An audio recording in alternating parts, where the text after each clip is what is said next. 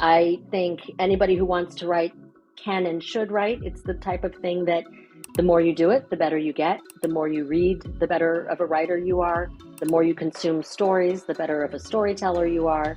One has to be open to the extremely messy first draft. Just get the story out there so that you have something to sculpt.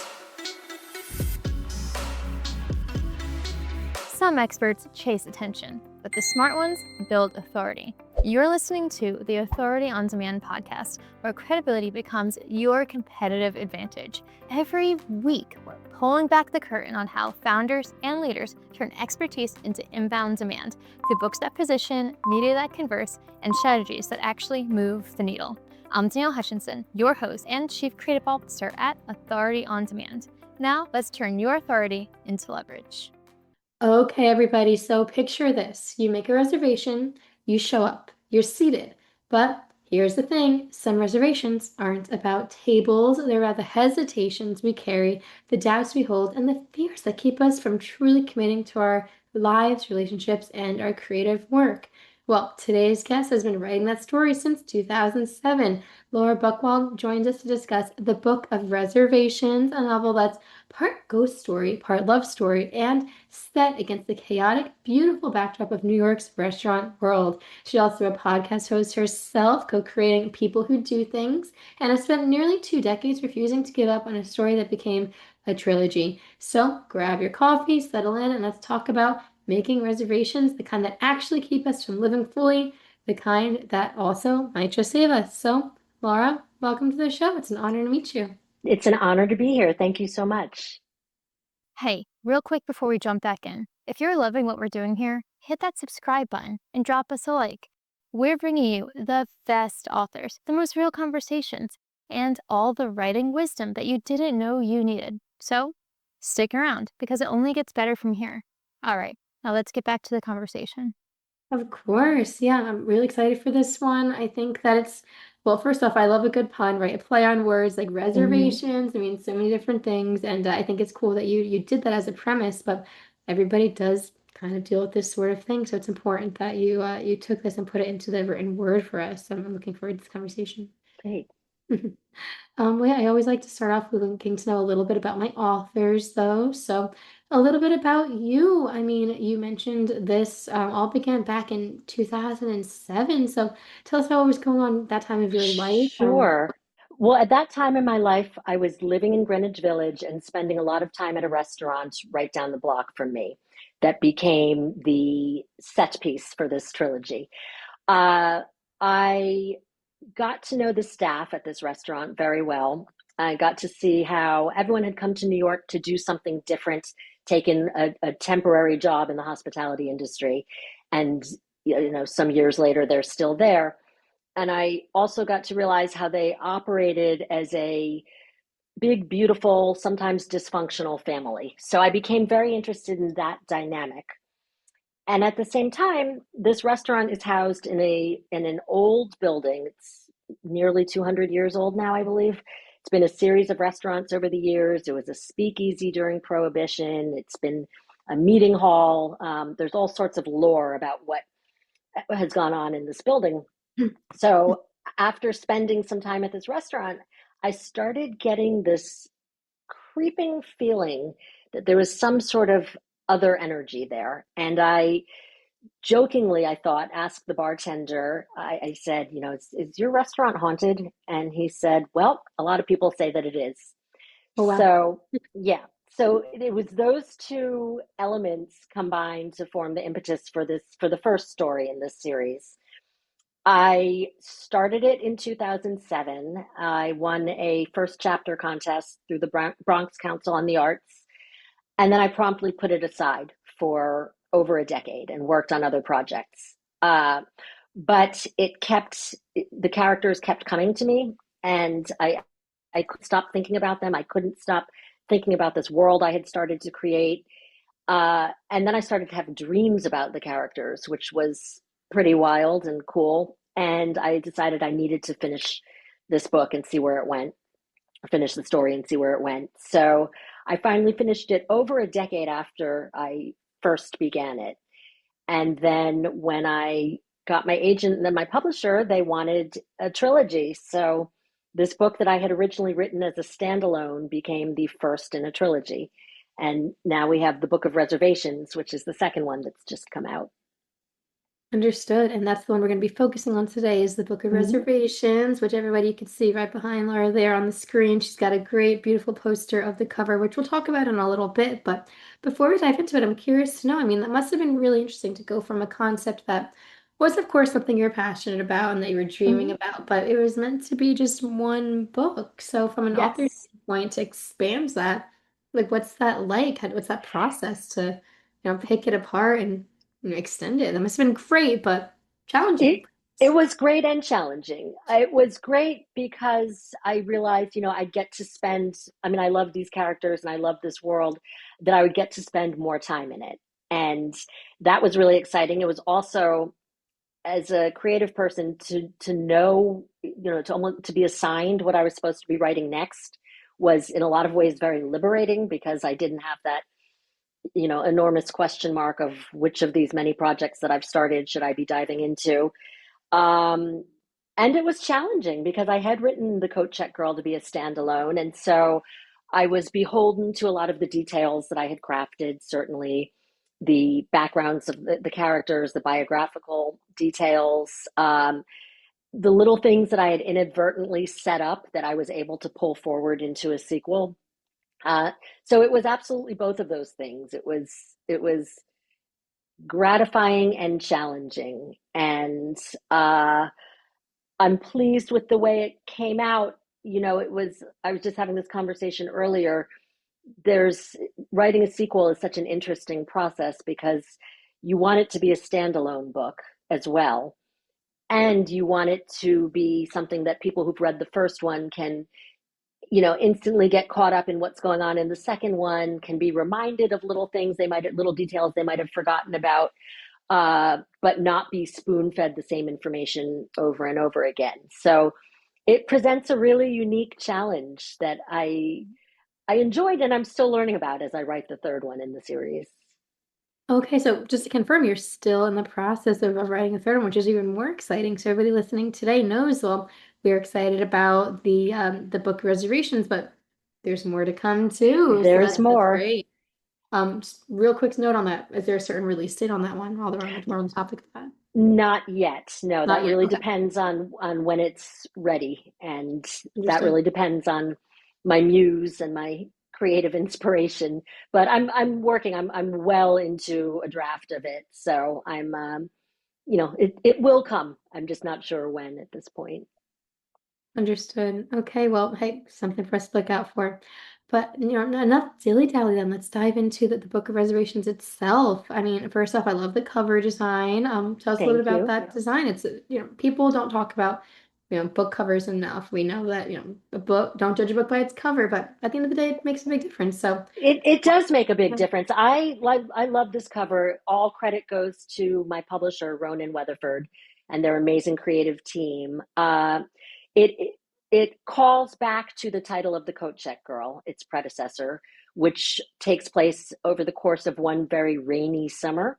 So in that, we see a female figure from behind with an umbrella walking down a city street in the pouring rain.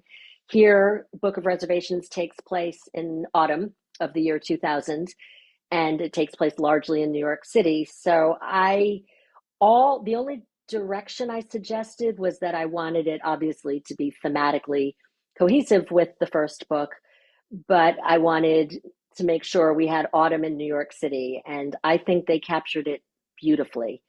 It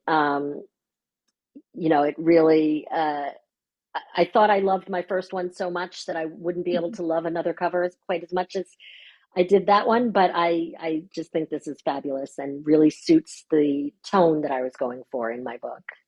yeah, absolutely. And I can see why, especially because this book, it has a lot of different themes to be thinking of. I mean, of Mm-hmm. course, reservations in general, but grief, and of Mm-hmm. course, uh, from what I saw, it's been described as a cross between ghosts and the bear, which I'm not Yes. exactly sure what that might refer to, but please shine a light on that for us. Sure, that was a quote from the writer Carlene O'Connor, and I love that comparison. It's ghosts in that I don't know if you're familiar with the show, but the ghost characters in that show, like my book, it's not scary. The ghosts are fully formed characters with backstories and personalities, and uh, they're very individual. And the ghosts in my book are their characters, and as fully formed as I think some of my other characters are. So there's some levity, there's some whimsy in both the series and in my book.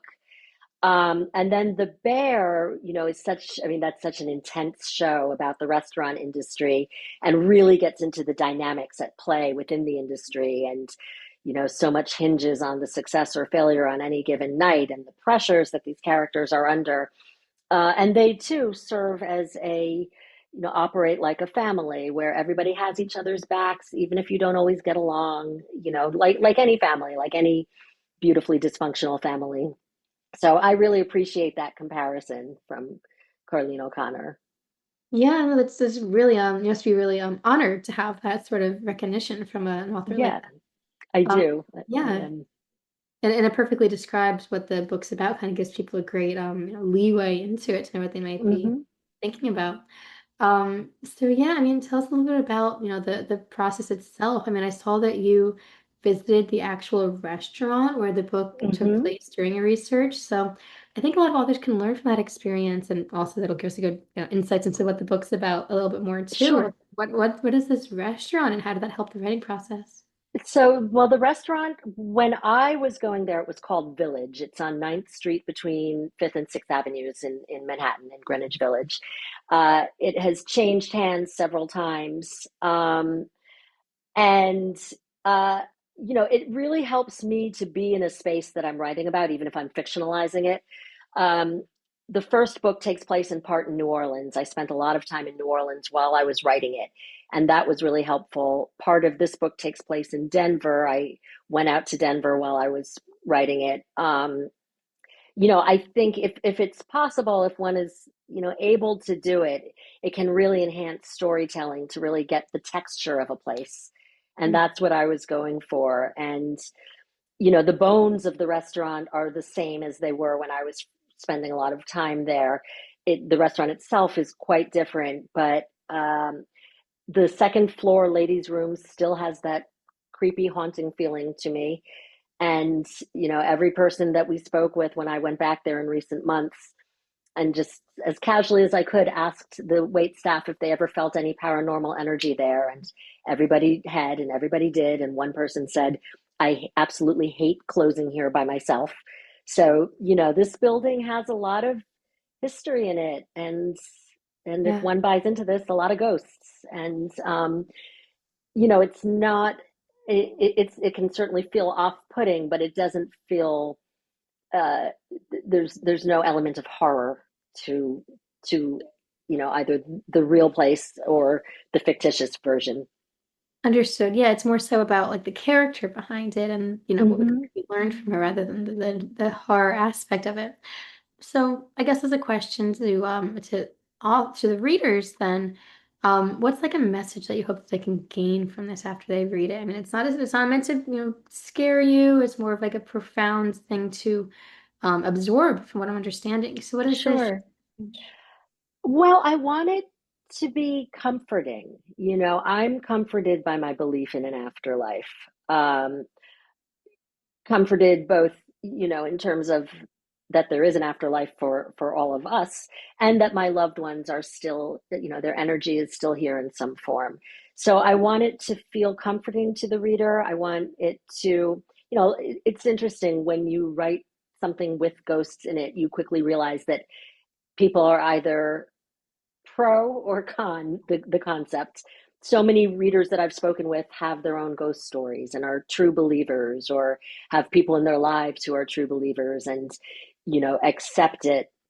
And then there are people who want nothing to do with that world. And I've had some absolute skeptics read my books and take away, the possibility that maybe there is something to this. My protagonist, Josie, has done a lot of research and a lot of anecdotal research to learn as much as she can about how the spirit world might operate. And Um, I hope that readers who are skeptics come away with a little less skepticism. And also, one of the messages of the Book of Reservations is that though we're shaped by our pasts, we needn't be defined by them, that we can change and we can move forward. Even if something, adversity has followed us our entire lives, it is possible to make peace and move forward. And that's important to me that readers come away with that as well. Understood. Yeah. So I guess that's the main thing with this one is to make peace and move forward. And then Mm-hmm. as a segue into this new book that you're working on, I see that that's the theme kind of branches off of that, navigating Mm-hmm. daily life when things are difficult, when you're doing it like right now. Is that correct? Is that sort of Yes. okay? So the third book in the series takes place post 9/11, but 9/11 Mm, is quite recent in it. And so Josie is grappling with, how do I move forward in this world? How do I put one foot in front of the other? How do I have a normal existence when everything feels so heavy and abnormal? And, there are some things going on in the world right now um, that many people are having a hard time finding their core of joy and normalcy among. Um, I finished the second book as we were losing my father. So in the rewrites that I did for that, I was grieving in real time as I was writing about grief, and that was really, I mean, it was many things, but it was interesting to see how that informed the writing and the layers of the subsequent drafts that I did. And so, it's been a little bit of time now, so I'm calmer about all of that. But yeah, writing this book when the world is in such upheaval, it's a metaphor for what my character is going through, just trying to exist when the world is in upheaval, as it was certainly. It takes place in January of 2003, so 9/11 is still quite recent. Um, right. in downtown Manhattan. So, Well, I can understand that this must have been a very much difficult book to write about then. I'm sure it was a mm-hmm. it is one since you're still working on it too. However, I can see the meaning behind it and the impact Yeah. because we do have to talk about this eventually. Got to shine some light on it, and it sounds to me, especially based on what we know about the Book of Reservations, that this book is it's a great way to address this and allow people kind of open Mm-hmm. their minds a little bit to healing. So Yeah. that's great stuff. Um, so I'm curious then, if people are interested in not only learning about the Book of Reservations, but staying up to date on the new book as well, where's the best place for people to head to and to check it all out? To check out my work. Of course, yeah, where can they get connected? Sure. On my website, which is laurabuchwald.com, BUCHWALD.com, I do have a newsletter sign up and I write very sparingly, so you needn't worry that you're going to get inundated with email. But I have I send out updates about what I'm doing and where I am in the writing process. I have a blog on my website as well. I have an author page on Facebook that also has updated information about what's going on. And on my website, I'll have information when I have in person appearances, which will be happening in the new year. Right. Well, hey guys, amazing stuff here. We're going to put the links in the description box of this podcast. So click on over, get connected, and learn a little bit more. But so we've heard a whole bunch about your story and about the themes behind the book, but I'd love to learn a little bit more about the writing process too, real Sure. quick before, while we still have some time, I think the audience would love to hear some of your best writing tips. I understand that one of your pieces of advice to aspiring writers is to start now, believe in your voice, and to let your story evolve. So, um, Mm-hmm. tell me then, which of those is the hardest for you personally to embrace? What do you think? I think showing up and starting can be the hardest part. I think, you know, inevitably there will be some self-doubt. That's just a necessary part of the creative process. One thing that I've worked with a lot of um, early writers and aspiring writers and first-time writers, and one has to be open to the extremely messy first draft. That's just a part of it. The first draft is not supposed to be pretty. It's not supposed to be, you know, a large percentage of it may wind up on the cutting room floor, and that's okay. You have to get that first draft out and get it out without being too precious or organized about it. Just get the story out there so that you have something to sculpt. Some of the writers that I've worked with, are so want each word and each page to be so perfect in the beginning that it's hard for them to just let go and let the creative process happen. And that's really where the lifeblood of it is when you just let yourself go and just write and just get the words out. I think anybody who wants to write can and should write. It's the type of thing that the more you do it, the better you get. The more you read, the better of a writer you are. The more you consume stories, the better of a storyteller you are.